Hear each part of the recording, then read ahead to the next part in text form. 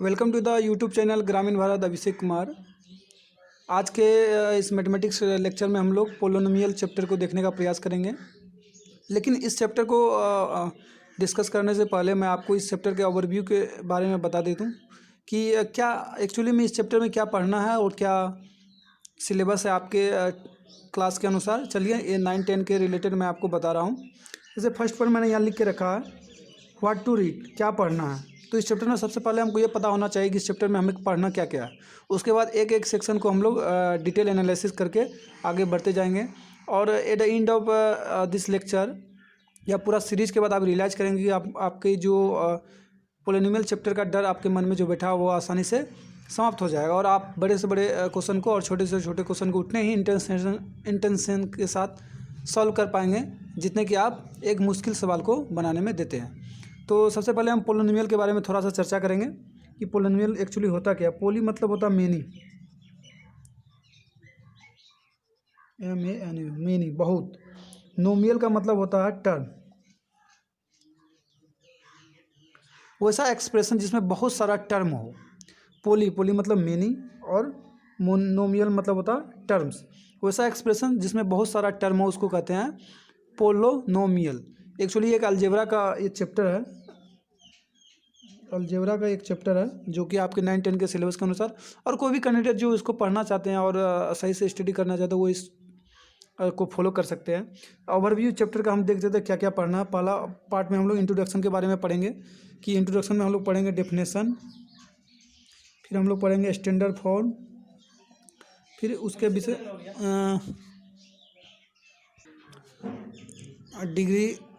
Degree के बारे में देखने का प्रयास करेंगे। उसके बाद हम लोग कुछ इलुस्ट्रेशन भी लेने का प्रयास करेंगे और सेकेंड में हम लोग क्लासिफिकेशन पर बात करेंगे। कहने का मतलब क्लासिफिकेशन मतलब कि टाइप्स ऑफ पोलिनोमियल के बारे में बात कर रहे होंगे। ये दो टाइप से डिफाइन होगा।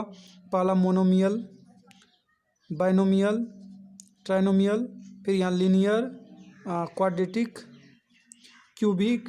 फिर वैल्यू ऑफ पोलिनोमियल के बारे में हम लोग चर्चा करेंगे कि किसी भी पॉइंट पर, किसी भी रियल नंबर के पॉइंट पर पोलिनोमियल का वैल्यू क्या क्या हो सकता है, इसके बारे में हम लोग जानने का प्रयास करेंगे। उसके बाद जीरो जॉब पोलिनोमियल के बारे में बात करेंगे कि जीरो जॉब पोलिनोमियल क्या होता है और कैसे कैसे इसे फाइंड किया जाता है, निकाला जाता है। फिर हम लोग पाँचवा टॉपिक पर बात करेंगे कि रिलेशन क्या है, कोफिशिएंट और जीरोज के बीच में रिलेशन क्या है।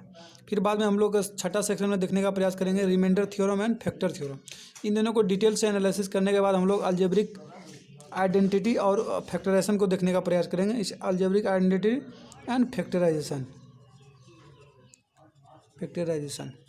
और इसको अच्छे से करने के बाद हम लोग मूव करेंगे ग्राफ पर, जो बहुत सारे टीचर इससे नहीं कराते हैं और कराना भी कोई मतलब नहीं बनता। लेकिन आप जैसे ग्राफ को पढ़ेंगे उसके बाद आपका क्वेश्चन को बनाने का इंटेंशन बदल जाएगा और मैथमेटिक्स को समझने का भी तरीका बदल जाएगा, जो आसानी से आप जो चीज़ कर पाएंगे, बहुत सारे क्वेश्चंस को आसानी से याद कर पाएंगे।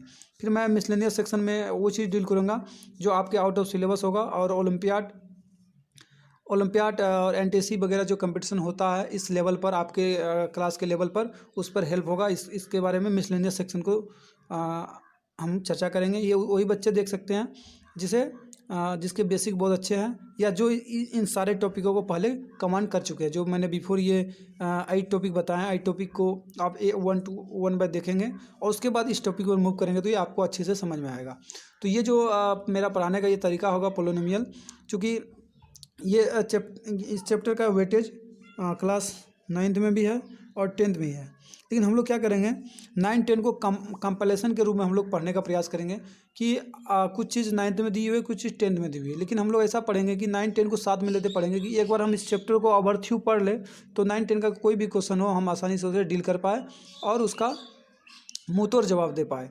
इस प्रकार से हम इस तरह की चीज़ों को पढ़ेंगे। ये इंट्रोडक्शन क्लास है कि क्या पढ़ना है। एक्चुअली हमको ये जानना जरूरी है कि हमको व्हाट टू रीड, पढ़ना क्या है। तो इस सारी चीज़ को एक सेक्शन के बारे में करेंगे और इस सेक्शन को बनाने के बाद, इस सेक्शन को जैसे हम पढ़ाएंगे उसके बाद आप इस पर क्वेश्चन आंसर भी करेंगे, इस पर भी क्वेश्चन करेंगे, इस पर भी क्वेश्चन करेंगे। इतने सारे क्वेश्चन इलस्ट्रेशन के रूप में लेंगे कि आपको ज़्यादा मेहनत करने की ज़रूरत नहीं पड़ेगी। आप सिर्फ इस चैनल के से बने रहिए। और लेकिन इस लेक्चर का फ़ायदा आपको तभी होगा जब जो मैं लेक्चर कराऊंगा आगे, उसे आप एक बार पहले नोट्स बनाइएगा। 1 बाय 1 आप जो आपका नोटबुक होगा उसमें आप मेंशन करेंगे। आप ये टॉपिक जो टॉपिक में पहला इंट्रोडक्शन पार्ट है, इंट्रोडक्शन पार्ट को आप नोट डाउन करेंगे। फिर इस नोट डाउन करने के बाद आप फिर इस तरह के जो इससे रिलेटेड क्वेश्चन है उसको बनाने का प्रयास करेंगे, तब आपको मैथमेटिक्स कमांड में आएगा। और कैसे आपको ग्रामीण भारत अभिषेक कुमार यूट्यूब चैनल को कैसे फॉलो करना है, ऑलरेडी मैं एक वीडियो अपलोडेड कर चुका हूँ। और इस चैनल में आप नए हैं तो इस चैनल को सब्सक्राइब जरूर कीजिएगा। और कई चैप्टर का वीडियो लेक्चर अपलोड हो चुका है, अगर आप नहीं देखें तो सबसे पहले उस चैप्टर को कंप्लीट कीजिए। Real number, trigonometry, coordinate geometry और अरिथमेटिक प्रोग्रेशन, ये सारे के लेक्चर ऑलरेडी अपलोडेड है। चलिए अब बिना देर किए हुए आज का सेशन को स्टार्ट करते हैं। इंट्रोडक्शन वाले पार्ट को थोड़ा सा हम डील करेंगे और बाकी रहे पार्ट को हम लोग कल इंट्रोडक्शन चूँकि नहीं, जो इंट्रोडक्शन से पहले जो जरूरी होता है उस चीज़ को आज हम देखने का प्रयास करेंगे और उसके बाद इंट्रोडक्शन की क्लास को हम लोग स्टार्ट करेंगे। चलिए आगे मूव करते हैं।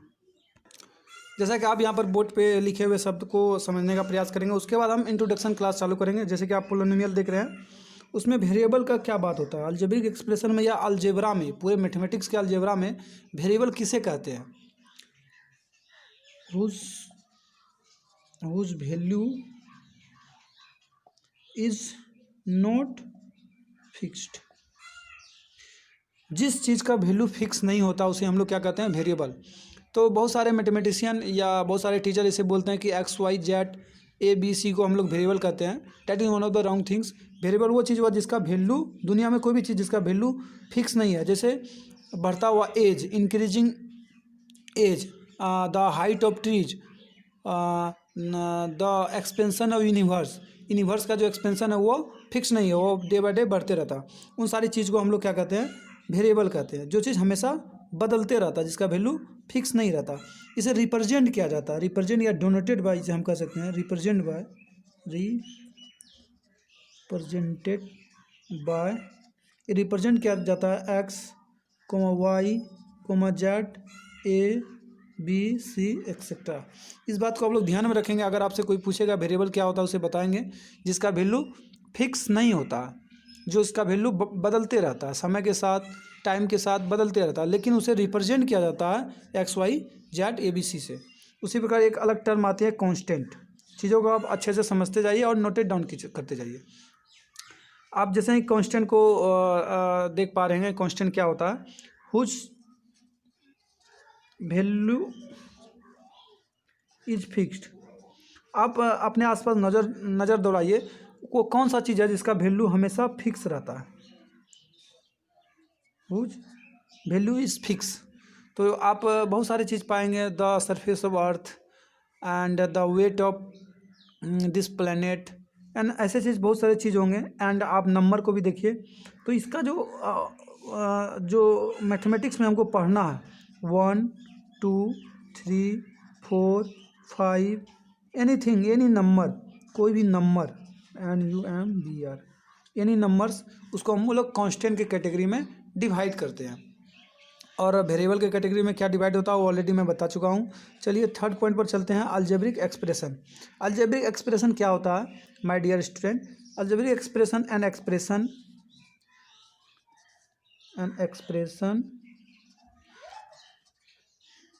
containing variable and constant connected by 4 operation plus minus division and multiplication respect for division any one or all is called algebraic expression। Algebraic क्या होता है? एन एक्सप्रेशन, वैसा एक्सप्रेशन जिसमें वेरिएबल भी हो और कांस्टेंट भी हो और connected by 4 operation, that is या तो प्लस हो सकता है या माइनस हो सकता है या डिवीजन हो सकता है, मल्टीप्लिकेशन हो सकता है, एनी और ऑल, कोई भी कनेक्ट हो सकता है, एक या सभी, इज कॉल्ड अलजेब्रिक एक्सप्रेशन, उसे अलजेब्रिक एक्सप्रेशन हम लोग कहेंगे। अब इसे नोटेड डाउन कीजिए। इसका एग्जांपल हम लोग देखने का प्रयास करेंगे।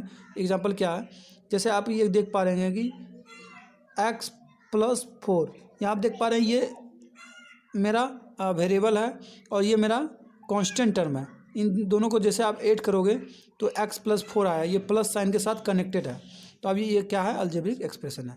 इस प्रकार हम लोग कहेंगे 3x + 4/y। यहाँ आप देख पा रहे हैं कि 3x के साथ मल्टीप्लिकेशन में जुड़ा क्योंकि 3x है, और +4 जुड़ा हुआ अपॉन y जो है डिवीजन में है। ये भी क्या है, एक अलजेब्रिक एक्सप्रेशन है। सिर्फ 4 ये भी एक अलजेब्रिक एक्सप्रेशन है। सिर्फ हम लोग कहेंगे अलजेब्रिक एक्सप्रेशन का बहुत सारा एग्जांपल हो सकता है। जैसे आप देखेंगे 4/x + y/6 = 4। तो यहाँ पर आप देख पा रहे हैं ये जो है एक अलजेब्रिक एक्सप्रेशन है और ये इक्वेशन के फॉर्म में है। जहाँ इक्वलिटी होल्ड करती है वो यहाँ इक्वेशन होता है। तो आप समझ पा रहे हैं कि अलजेब्रिक एक्सप्रेशन क्या होती है। जैसे हम कह दें 4/y/6, ये भी एक अलजेब्रिक एक्सप्रेशन है। तो वैसा एक्सप्रेशन जिसमें plus minus division multiplication sign के साथ वो जुड़ा रहे, जहाँ भैया यहाँ मल्टीप्लिकेशन है, प्लस है। अब एक एग्जांपल हम माइनस वाला भी ले सकते हैं, 3y - 4z + a + b + c - d। तमाम चीज़ें आप ले सकते हैं। जैसे आप नीचे वाला आप एग्जांपल को देख पा रहे हैं अच्छे से। तो इस तरह के तमाम चीज़ें हो सकती है। और क्या क्या मैंने आज समझाया उसको थोड़ा सा एक बार रिकैप लेंगे कि क्या क्या आज मैंने पढ़ाई करी। और उसके बाद जो इंट्रोडक्शन क्लास होगा मेरा, उसमें आप आना नहीं भूलिएगा और उसे अच्छे से स्टेप बाय स्टेप देखिएगा, तो आपको पॉलिनोमियल बॉल हल्का लगने लगेगा। जो मिसकंसेप्शन इस चैप्टर में होता है कि फैक्टराइजेशन नहीं बनता बच्चों से, इसलिए कि basic concept, lack of basic concept, तो उसके क्या होता है, चीज़ें उसे माइंड में रिकॉल नहीं हो पाती है, वो बाद में रियलाइज़ करते हैं उन्होंने गलती कर दी। तो इसीलिए आपको ये चीज़ सोचना है कि बेसिक कंसेप्ट के साथ जैसे आप शुरुआत से चलेंगे, बिगिनिंग टू एंड चलेंगे, आपको दिक्कत नहीं होगी। इसलिए अगर आप शुरुआत किए हैं तो मेरे साथ फिनिश लाइन तक दौड़ने का क्षमता रखिए। और यहाँ तक बने रहने के लिए ग्रामीण भारत से थैंक यू वेरी मच। और इस चैनल को सब्सक्राइब कीजिए और ज़्यादा से ज़्यादा दोस्तों को शेयर कीजिए। Thank you very much.